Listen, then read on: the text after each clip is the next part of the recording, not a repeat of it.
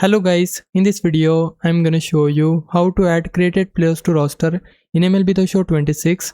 So as you can see, I have created this player named Steve Clark and now I want to add him to roster, and to do that firstly I need to save him by pressing options button and then choose any of the options from here. I'll just select free agent pool, and after that we just have to go back to the main screen, then select create from the top right corner, then go to roster control.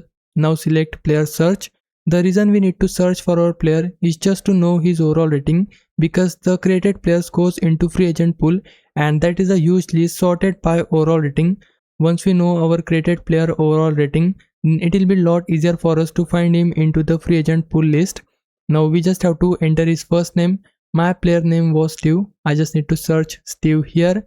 After that hit enter and the name will be added. Now press options or menu button on Xbox to search for the player. So his name was Steve Clark. Here it is, and his overall rating is 86. Once we know the player overall rating, we just have to go back from here, then go to roster control, select the team in which you want to add your created player. So I want to add my player into Boston.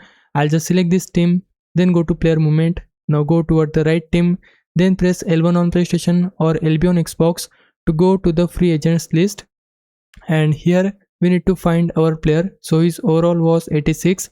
I just need to scroll down until I find the 86 overall players.